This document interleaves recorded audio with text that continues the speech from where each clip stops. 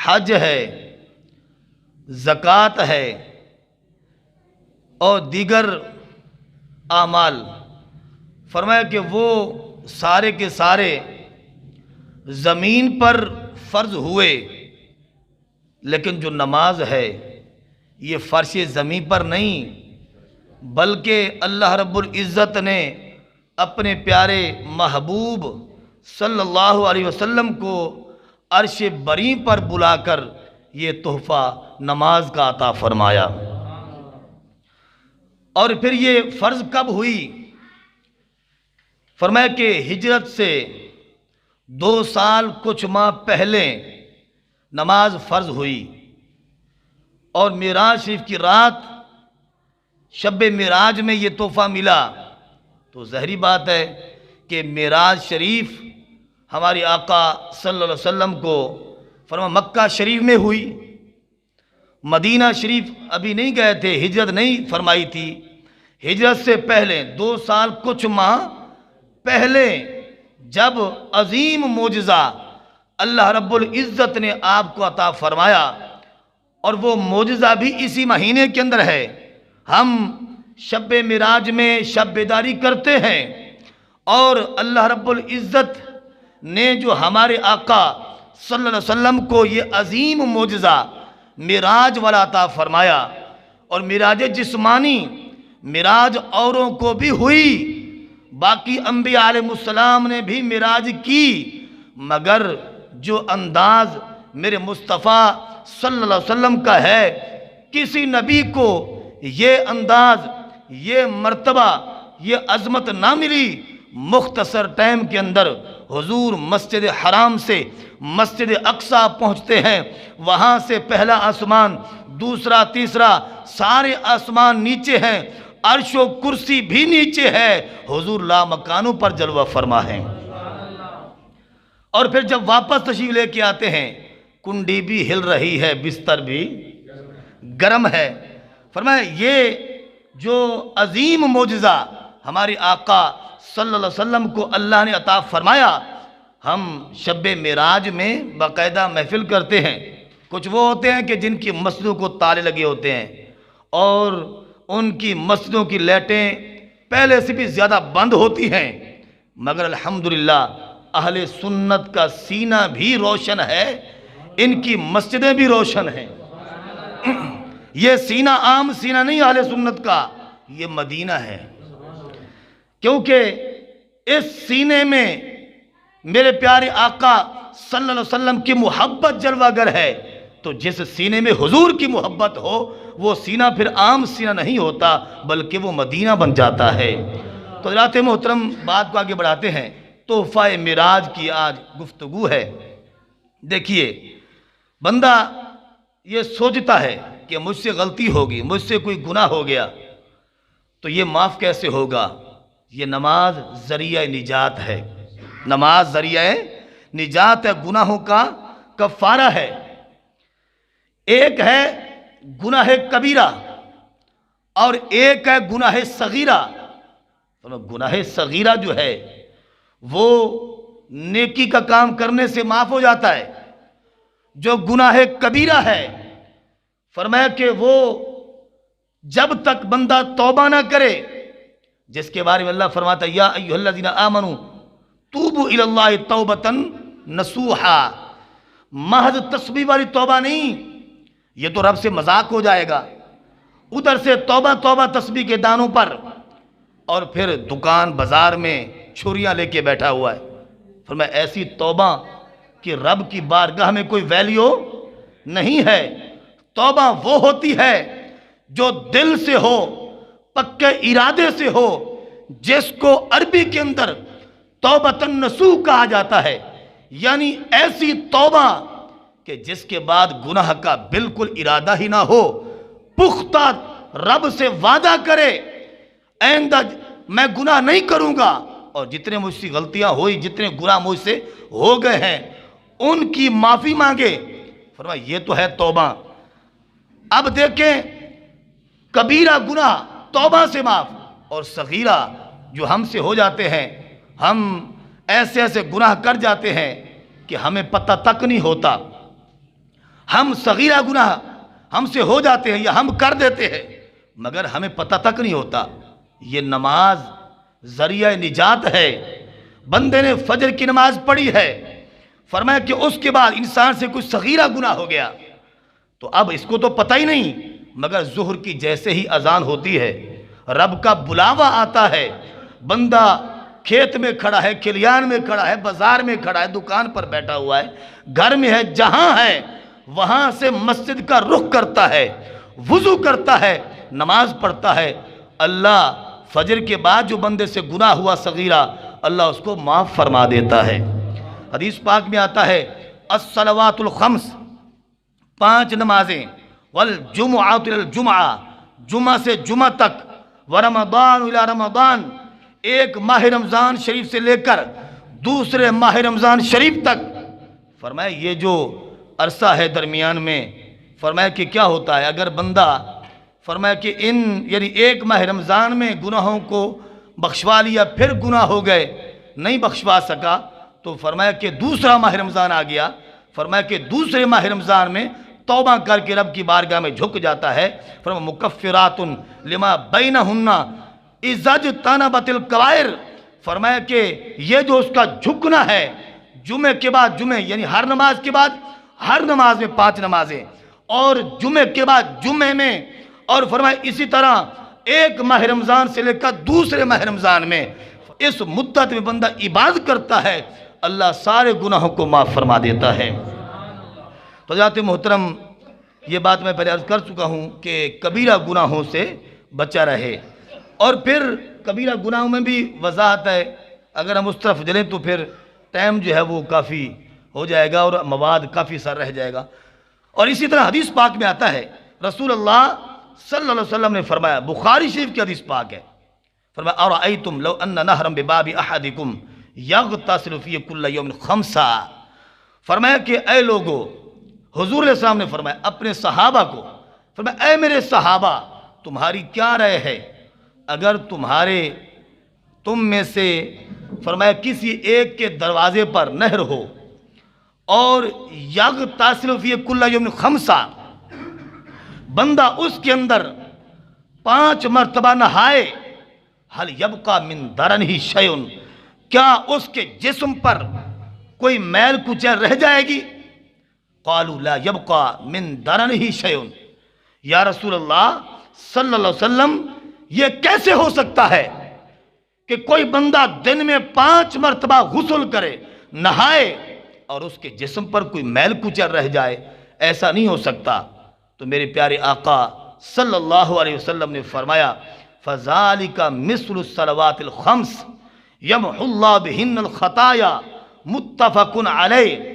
رسول اللہ صلی اللہ علیہ وسلم نے فرمایا کہ اے میرے صحابہ یہ 5 نمازوں کی مثال ہے کہ جو شخص دن میں 5 مرتبہ نماز پڑھتا ہے، فرمایا کہ اللہ گناہوں کی میل کو بھی اس سے دور فرما دیتا ہے۔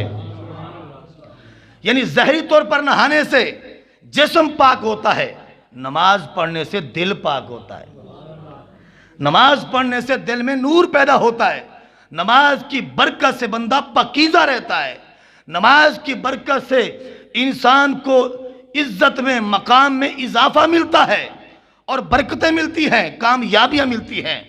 اور پھر اسی طرح اور بھی بہت سی روایات ہیں نماز کی شان کے اندر، دیکھیے کہ نماز کی برکت دیکھیں، حضرت انس رضی اللہ عنہ سے مروی ہے، آپ فرماتے ہیں کہ ایک بندہ حضور علیہ السلام کی بارگاہ میں آتا ہے اور آ کر عرض کرتا ہے یا رسول اللہ صلی اللہ علیہ وسلم، کہہ دو صلی اللہ علیہ وسلم انی اصبت حتی فاقمہ علی، اے میرے پیارے آقا صلی اللہ علیہ وسلم مجھ سے گناہ ہو گیا ہے، میں حد کو پہنچ گیا ہوں۔ حد کہتے ہیں نا شرعی سزا، شرعی سزا کو حد کہتے ہیں، اور میں حد کو پہنچ گیا ہوں، فَأَقِمْهُ عَلَيَّ، آپ مجھ پر حد قائم کریں، سزا قائم کریں، جو میری سزا بنتی ہے میں اس کو دنیا میں برداشت کرنا چاہتا ہوں، آپ میرے بارے میں فیصلہ فرمائیں، مجھ پر حد کو سزا کو قائم فرمائیں۔ تو میرے پیارے آقا صلی اللہ علیہ وسلم نے اس سے کچھ پوچھا نہیں ہے، کہ تم نے کون سا گناہ کیا ہے۔ وہ محبوب صلی اللہ علیہ وسلم جو فرش زمین پر بیٹھ کر عرش بری کی خبریں دیں، ان کو اپنے امتی کے دل کا کیوں پتہ نہیں ہوگا؟ حضور علیہ السلام کو پتہ تھا کہ اس نے گناہ کیا ہے۔ حضور جانتے تھے کہ اس نے گناہ کبیرہ نہیں کیا، گناہ صغیرہ کیا ہے، لیکن وہ سمجھ رہا تھا کہ مجھ پر حد قائم ہوگی، میں نے گناہ کر لیا۔ لیکن آقا صلی اللہ علیہ وسلم نگاہ نبوت سے دیکھ رہے تھے کہ اس نے گناہ کبیرہ نہیں کیا، گناہ صغیرہ کیا ہے، لہذا اس پر حد نہیں ہوگی۔ حضور علیہ السلام نہ پوچھا اور نہ ہی اس آدمی نے بتایا کہ میں نے کون سا گناہ کیا ہے۔ وہ بیٹھا رہا تو کیا ہوا؟ وَحَاضَرَتِ الصَّلَاةُ، نماز کا ٹائم ہو گیا۔ یہ نماز کون سی تھی؟ عصر کی نماز۔ کون سی؟ عصر کی نماز۔ عصر کی نماز کا ٹائم ہوتا ہے، اور اللہ کے نبی علیہ السلام فرمایا کہ نماز قائم کرواتے ہیں۔ فلما قضى النبی صلی اللہ علیہ وسلم الصلاۃ، آمنہ کے لال صلی اللہ علیہ وسلم نے نماز پڑھائی۔ آج محلے کا امام ہے، ہاں جی شہر کا امام ہے، فرمایا کہ پورے ملک کا کوئی بڑا امام ہے، فرمایا وہ بھی منظر ہے، مگر وہ منظر کیسا ہوگا؟ امام ہوں گے امام الانبیاء، نمازی ہوں گے صحابہ، پھر انوار و تجلیات کا عالم کیا ہوگا؟ حضور نماز پڑھا رہے ہیں، صحابہ پیچھے نماز پڑھ رہے ہیں، اور جب نماز قائم ہو گئی سلام پھیرا اور وہ بندہ کھڑا ہو گیا۔ اس نے پھر کہا یا رسول اللہ صلی اللہ علیہ وسلم انی اصبت حدا، کہ میں حد کو پہنچا ہوں، سزا کو پہنچا ہوں، مجھ سے گناہ ہوا، جو بھی شرعی حد ہے مجھ پر قائم کیجئے۔ بلکہ یہ الفاظ فَأَقِمْ فِيَّ کتاب اللہ، جو قرآن کے اندر آیا ہے مجھ پر وہ قائم کیجئے۔ تو اللہ کے نبی صلی اللہ علیہ وسلم نے فرمایا الیس قد صلیت معنا، اے میرے پیارے صحابی کیا تو نے ہمارے ساتھ نماز نہیں پڑھی؟ کیا تو نے ہمارے ساتھ نماز نہیں پڑھی؟ اس نے عرض کیا نعم، ہاں پڑھی ہے۔ حضور نے فرمایا فَإِنَّ اللَّهَ عَزَّ وَجَلَّ قَدْ غَفَرَ لَكَ ذَنْبَكَ أَوْ حَدَّكَ، فرمایا کہ پس بے شک اللہ نے اس نماز کی برکت سے تیرے گناہ کو معاف فرما دیا ہے۔ یہ ہے برکت نماز کی، اور یہ ہے شان نماز کی۔ آج ہم نماز سے دور ہیں، ہماری نوجوان نسل نماز سے دور ہے، فضول اور لغو کاموں سے ان کو تعلق ہے، نیکی کے کاموں سے ان کو کوئی تعلق ہی نہیں، اور اگر کوئی ان کو ہدایت کر دے تو وہ محلے میں سب سے برا انسان ہے ان کے لیے۔ آج ہماری نوجوان نسل ان کا معیار صرف موبائل ہے، موبائل بھی عام نہیں، ٹچ موبائل جو بندے کو چٹ کر دیتا ہے، ایسے ہے کہ نہیں؟ یہ معیار ہے، تو پھر اس معاشرے میں اللہ کے ولی کیسے پیدا ہوں گے؟ داتا صاحب کے غلام کیسے پیدا ہوں گے؟ خواجہ صاحب کے غلام کیسے پیدا ہوں گے؟ محدث علی پوری، شہنشاہ علی پور، سیدہ شریف، حضور پیر قبلہ جماعت علی شاہ صاحب رحمت اللہ علیہ، ان کے غلام کیسے پیدا ہوں گے جب ان کو پتہ ہی نہیں ہوگا کہ ہمارے اکابرین کی عظمت کیا ہے، ہمارے اکابرین کی شان کیا ہے، ہمارے بزرگوں کی تعلیمات کیا ہے، ان کی محبت میں فائدہ کیا ہے، اور یہ ہمارے خیر خواہ ہیں، اور اس خیر خواہی کا حکم اللہ نے خود عطا فرمایا۔ فرمایا یا ایھا الذین آمنوا اتقوا اللہ وکونوا مع الصادقین، اے ایمان والو تمہیں ایمان بھی مل گیا، اتقوا اللہ، اللہ سے ڈرو، تقوی بھی مل گیا۔ اب تم چاہتے ہو تمہارا ایمان یہ دولت محفوظ ہو، تمہارا تقوی یہ بھی محفوظ ہو، تو پھر اس کے محافظ کون ہیں؟ اللہ فرماتا ہے کونوا مع الصادقین، سچوں کے ساتھ ہو جاؤ، یہ سچے تمہیں راہ ہدایت پر چلائیں گے، یہ سچے تمہیں صراط مستقیم پر چلائیں گے، یہ تمہارے ایمان کے محافظ ہیں۔ شیطان اور اس کی ذریت فرمایا کہ وہ حملہ آور ہے ہر طرف سے عقیدہ اہل سنت پر اور اہل سنت کی فرمایا کہ بقا پر وہ ڈاکہ ڈالے ہوئے ہیں، مگر ہم چاہتے ہیں ہم ان کے حملوں سے، شیطانی وار سے، شیطان کی ذریت کے وار سے ہم بچ جائیں اور ہماری نسلیں جو ہیں یہ بھی بچیں۔ تو کونوا مع الصادقین، فرمایا سچوں کے ساتھ ہو جاؤ۔ جو شخص اولیاء اللہ کے دامن سے وابستہ ہو جاتا ہے، فرمایا کہ وہ دنیا میں بھی کامیاب ہو جاتا ہے، آخرت میں بھی کامیاب ہو جائے گا۔ تو حضرات محترم، بات اور طرف پھر چلی جائے گی۔ تو دیکھیے یہ چیزیں اولیاء اللہ سکھاتے۔ تو جس پیر کے دربار میں یہ ہو، حاجی صاحب ماشاءاللہ سمجھتے ہیں اس بات کو، سارے سمجھتے ہیں، یہ ہو کہ جناب ساری نماز تا خانہ کعبہ شریف ہوندی پئی ہے، وہ پیڑ، وہ کیا ہوتے ہیں؟ پیڑ۔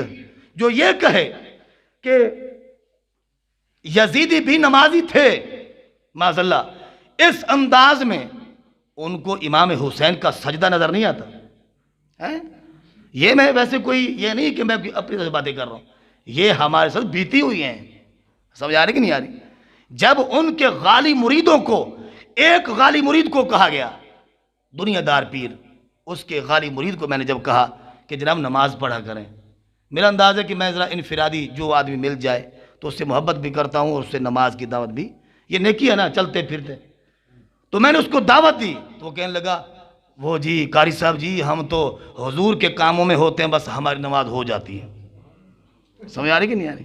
تو یہ انداز فرمایا کہ جو جی بس وہ نہیں ہوتا۔ تو یہ شریعت جس پیر کے دروازے پر نہ ہو وہ پیر نہیں ہے، وہ پیڑ ہے، وہ روٹیاں چیر ہے۔ تو روٹی چیروں سے بچیں، پیڑوں سے بچیں۔ اولیاء اللہ ولی کامل کے دامن سے وہ چاہے، فرمایا کہ جس حسب نسب کا ہو مگر وہ اللہ کا ولی ہو، اس کے دامن سے وابستہ ہونے میں ہماری کامیابی ہے۔ اگر سید گھرانہ ہو تو اس سے بڑی کیا شان ہو سکتی ہے؟